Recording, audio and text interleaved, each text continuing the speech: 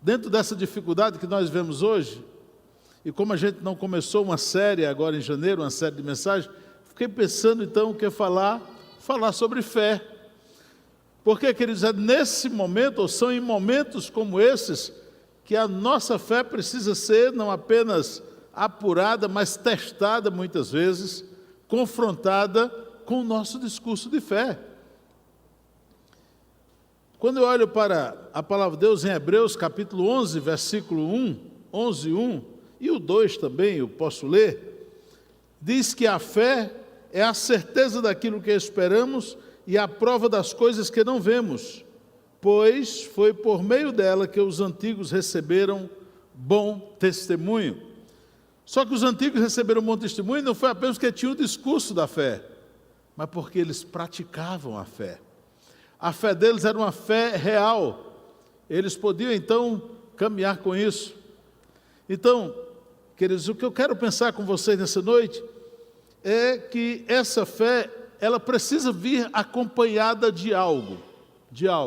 E é sobre esse algo tão importante que nós vamos conversar essa noite. E eu quero que você medite comigo na palavra de Deus. E eu penso que há duas coisas principais que precisam acompanhar a fé. A primeira delas é a compreensão do Deus em que cremos. Quem é o Deus em que cremos? Em dezembro, a gente acabou de pregar uma série de mensagens que o título era Jesus nasceu. E aí? Tá, Jesus nasceu. E durante, então, as 4 semanas a gente falou sobre isso. O que esse nascimento tão especial, que dividiu a história antes dele e depois dele, representa para você? Então a gente precisa compreender o Deus em quem nós cremos. Que poder é esse? Que Deus é esse? Esse Deus que nos enche o nosso pulmão de ar, para que a gente respire, para que a gente louve, para que a gente adore, para que a gente fale, para que a gente cante, para que a gente exalte o nome dEle, para que a gente glorifique o nome dEle. Esse Deus em quem tenho crido.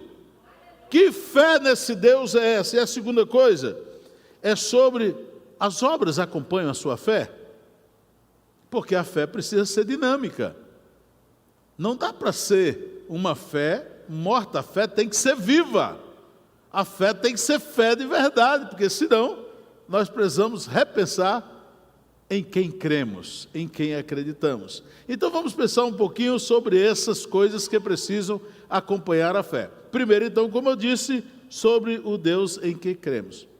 Eu li no culto anterior, não vou ler todo o texto agora, mas se a gente pegar Mateus capítulo 2, do versículo 1 ao versículo 18, vai contar a história dos magos que vêm do Oriente, vão encontrar com rei Herodes, né? E diz que seguiu a estrela para encontrar o menino que haveria de nascer. Aí Herodes disse, chama e diz, e onde vai nascer? Não vai nascer em Belém, porque assim os profetas disseram que nascia em Belém. E aí diz aos magos que quando achar a criança, volte e conte a eles. Só que os magos não caem na lábia de Herodes, e aí vão por outro caminho, vão embora. E aí Herodes lança o decreto de matar todas as crianças com até 2 anos de idade, porque ele não queria correr o risco de perder o trono. Porque a profecia é que o rei dos judeus nasceria em Belém de Judá. Herodes era o rei, eu sou o rei, eu vou querer outro rei para concorrer comigo, que história é essa? E aí manda matar as crianças. Uma coisa eu quero dizer para você, às vezes parece que nós não compreendemos nada sobre Deus, ou sobre o Deus em que cremos e que dizemos que servimos esse Deus de todo o coração, que servimos Ele, que adoramos, que Ele é o Senhor Todo-Poderoso. Herodes creu na profecia, sabia que nasceria lá em Belém, só que a ação dele é contrária à vontade de Deus. Ele age de maneira a tentar matar o Salvador, matar o rei, por isso lança toda perseguição. Então olhe para mim para dizer uma coisa, eu sei, o Deus em que cremos, em que dizemos que cremos, que adoramos verdadeiramente, que louvamos, Ele é o Senhor, Ele é o dono, Ele é o Criador de todas as coisas, mas muitas vezes, conscientes disso, nós relutamos em nos submeter à vontade de Deus, queridos. E nós precisamos nos submeter a Ele, ao Senhor da vida, que nos sustenta, que gere todas as coisas.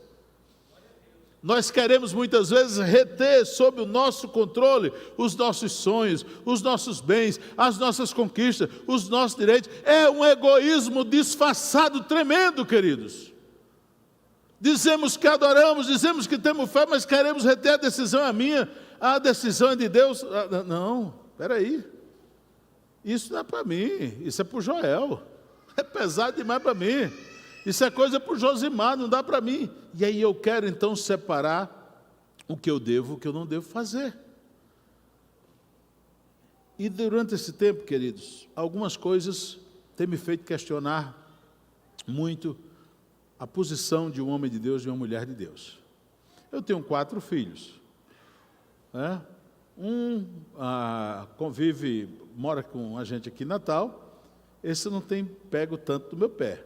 Mas os 2 que moram fora, né, tanto o Joel como o Jefter e a minha querida filha Graziela, eles são cuidadosos demais comigo nesse tempo. Cuidadosos demais, fica me alertando para isso, me alertando sobre aquilo. Tá? Um dos filhos que mora fora, por exemplo, eu tenho um casamento para celebrar agora, essa semana. Tá? E aí, um dos filhos ligou para mim e disse: pai, o senhor vai mesmo celebrar esse casamento, pai? O senhor celebrou um casamento agora, você vai celebrar de novo, pai? Tem muita gente, tudo. O senhor tem cuidado, pai, o senhor está no grupo de risco. Pai, manda o pastor Elisafá, ele é novo, pai. Ele é jovem, ele vai lá no seu lugar, dá um recado e está tudo resolvido. Ele volta bem para casa. Mas uma coisa me vem à mente, queridos. Se Jesus estivesse aqui, no nosso tempo, Jesus celebraria ou não o casamento? Claro que sim, claro que sim. Alguém pode dizer: mas você não é Jesus. Claro, eu sou, lógico que eu sei que não sou, sei que jamais serei. Ora, se João Batista disse que não era digno nem de amarrar as suas sandálias, quanto mais eu. Mas eu quero lembrar que Jesus, queridos, na época tinha doenças incuráveis, como a lepra, e Jesus foi lá, encontrou com os leprosos, tocou com os leprosos, tocou nos leprosos. Jesus foi 100% homem, queridos, e 100% Deus. Jesus confirma o seu 100% homem quando ele tem fome, tem sede, quando ele chora, ele tem sentimentos, quando ele morre, quando ele é sepultado. Manifesta-se então 100% da humanidade de Jesus. Mas 3 dias depois, manifesta-se 100% da divindade de Jesus, porque ele vence a morte e ressuscita ao 3º dia. Queridos, então, quando eu olho para esse Deus, para esse Senhor Todo-Poderoso, que é onisciente, que é onipresente, que é onipotente, que disse que seus filhos não precisam andar ansiosos, não andeis ansiosos por coisa alguma, tenham cuidado, basta cada dia o seu próprio mal. Esse Deus que disse: lancem sobre mim toda a ansiedade. Lancemos sobre Deus a nossa ansiedade, porque Ele tem cuidado de nós. Aí Deus diz isso: lance sobre Ele toda a ansiedade, pois Ele se importa com a sua situação, com a circunstância que você enfrenta. Mas quem disse que a gente obedece a isso? Quem foi que disse? Você obedece? Se você obedece a isso, se você é alguém que não anda ansioso, se você é alguém que tem lançado toda a ansiedade, glória a Deus por sua vida, queridos. Mas o homem no seu egoísmo requer, parece que a gente quer que o nosso eu apareça.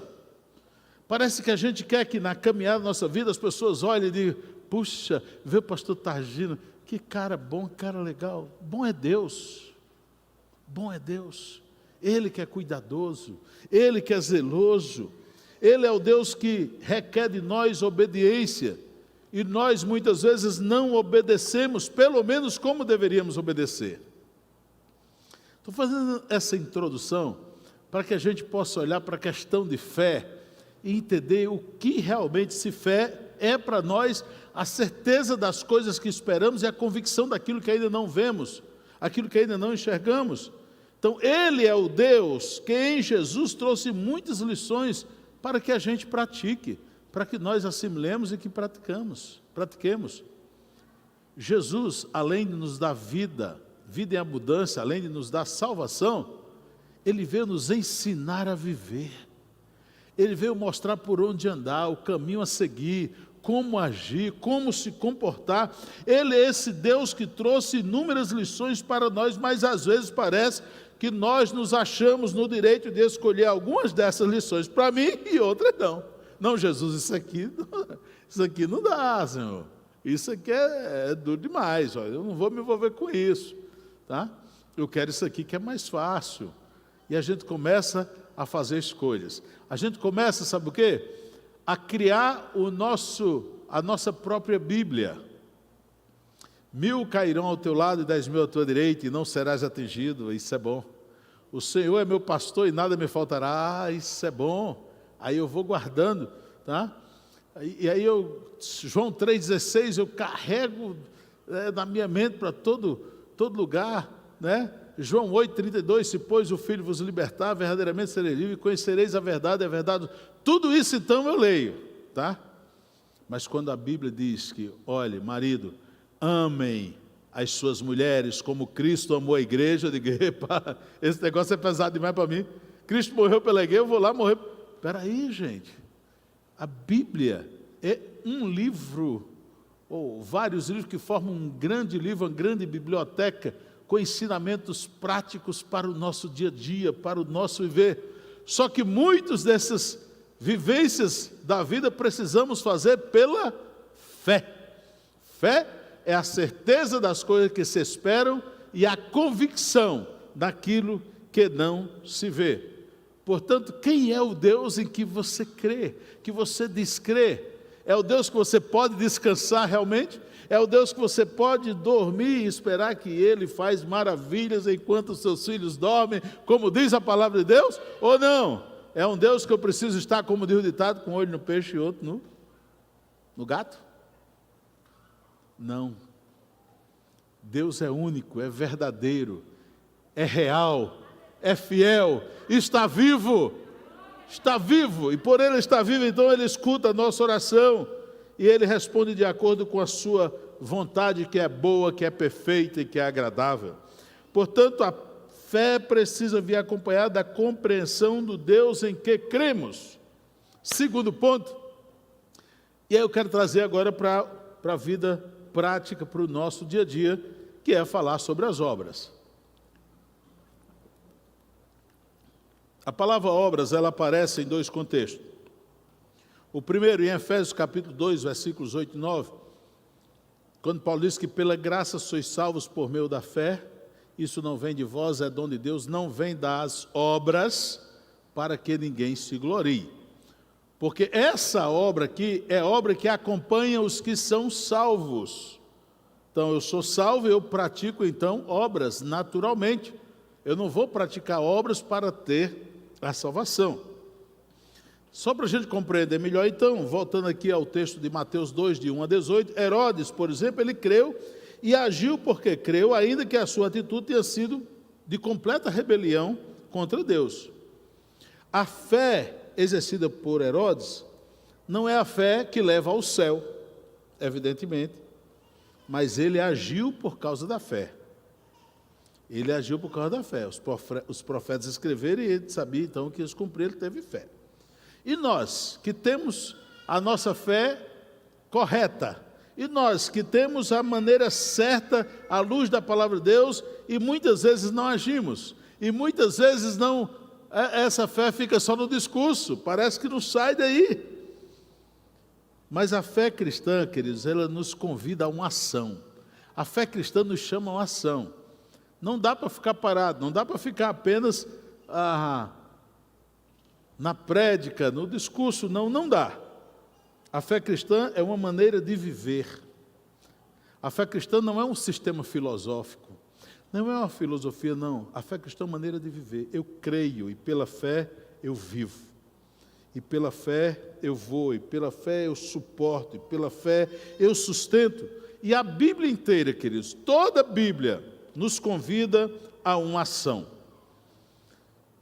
Eu tenho uma lista aqui, essa lista nós vamos ter que parar ela aqui, porque então a gente poderia ir muito tempo falando sobre essa lista. Mas, por exemplo, nós somos conclamados pela Bíblia pela fé, a nos despirmos da confiança em nossos méritos pessoais diante de Deus. Primeira coisa, quer ir para o céu, saiba que você não vai poder fazer absolutamente nada, a não ser: Jesus, eu te aceito, eu recebo o Senhor como meu Salvador pessoal, a não ser isso que vai ajudar você a ir para o céu. Nada, absolutamente nada. Tudo o que era necessário para você ir para o céu já foi feito. Jesus se deu na cruz do Calvário. Glória a Deus por isso. Pela fé nós somos chamados pela Bíblia para sermos mansos. Bem-aventurados os mansos, diz lá, porque eles herdarão a terra. Está lá, Mateus capítulo 5, as bem-aventuranças. Nós somos chamados pela Bíblia a sermos misericordiosos. Diz lá a bem-aventurança: se formos misericordiosos, alcançaremos misericórdia. E a Bíblia continua dizendo que nós somos chamados pela fé a entender ou a estender as mãos, se podemos, àqueles que precisam da nossa ajuda. Igreja de Jesus, o mundo clama por ajuda. E essa ajuda não pode brotar de mãos sujas, de mãos imundas, de mãos impuras. Essa ajuda precisa sair de mãos limpas, de mãos que adoram a Deus, de mãos que se dobram diante do Senhor. A Bíblia nos chama pela fé a perdoar mutuamente. E tem crente que não quer perdoar o outro. Tem crente que vira as costas quando se fala em perdão. Não, queridos. Pela fé, então, a Bíblia diz que nós precisamos perdoar uns aos outros. Se você for para Mateus 6, na oração do Pai Nosso, então, aí você vai endoidar. Porque a oração do Pai Nosso, ela é condicional. Pai, perdoa quem nos tem, a quem eu tenho, me perdoa assim como eu tenho perdoado a quem eu tenho ofendido. Gente, nós precisamos estar ligados nisso, estar antenados. Nós somos chamados pela Bíblia, pela fé, permanecer em Jesus. Permanecer no Senhor firme. Pela fé somos chamados a andar em espírito para não satisfazer os desejos da carne. Quando satisfazemos os desejos da carne, nós não andamos em espírito. Queridos, nós somos chamados pela Bíblia, pela palavra de Deus, a proclamar palavras de bênção. Boca de crente é boca de onde brota palavras abençoadoras. Boca de crente não sai palavra de maldição. Não sai. Somos chamados pela Bíblia, pela fé, deixar todo o embaraço e o pecado que tão de perto nos rodeia e correr com paciência a carreira que nos está proposta, olhando para quem? Para Jesus, autor e consumador da fé, e somente para Jesus. Meus queridos, essa lista ela é interminável. A Bíblia continua chamando pela fé a nos apresentarmos diante de Deus, Romanos 12, 1-2, como sacrifício vivo, santo e agradável a Deus. Ah, meus amados, pela fé nós somos chamados a viver uma vida diferente. A Bíblia nos chama pela fé a deixar que sejamos renovados em nosso interior. E essa renovação não é mudança, essa renovação não é melhora, essa renovação é transformação. Mas transformem-se pela vossa mente. Nós somos chamados a pela fé viver essa transformação que Deus produz em nós através de Cristo Jesus. Nós somos chamados, queridos, pela Bíblia, a pela fé renunciar a tudo o que for preciso por Cristo. E aí Jesus disse: aquele que não deixar pai e mãe por amor a mim, não é digno do meu reino, de andar comigo, de viver comigo, de ser comigo. Meus queridos, a fé, ela precisa ser dinâmica e não morta. A fé precisa produzir, por isso que Tiago diz de forma muito clara: mostra-me a tua fé sem as obras, mas eu com as obras te mostrarei a minha fé. Essa obra que é diferente da obra da salvação. Tiago agora fala que se você tem fé, se você é um homem de Deus, ou uma mulher de Deus, se você vive pela fé, então, essa fé vai produzir obras, e muitas obras. As pessoas vão perceber isso em você. Jesus disse que pelos frutos vos conhecereis. Quem produz fruto é quem tem fé viva. Fé morta não produz frutos. Então, queridos, eu quero, nesse tempo de dificuldade, nesse tempo de aperto, nesse tempo de tanta desilusão, de perdas preciosas, eu quero convidar você a olhar para a palavra de Deus e pensar que tipo de fé eu estou vivendo, que tipo de fé eu estou, então, produzindo para os outros. Tiago diz isso, que a fé que não produz frutos é morta em si mesmo, capítulo 2, versículo 17, mas no 2, versículo 26, ele compara as obras com o espírito da fé, e assim como o corpo sem o espírito está morto, assim a fé sem obras está morta. Que a gente possa então, queridos, refletir. Paulo, quando escreve os Efésios, ele nos ensina de forma muito clara e mostra, como eu já disse aqui, uma outra variante da questão obra. Essa é a obra para a salvação, a outra não. Você crê de fato em Deus? Que tipo de fé, então, as pessoas ao olharem para você, enxergam que você vive? Eu disse aqui, vou repetir, disse na primeira celebração uma coisa.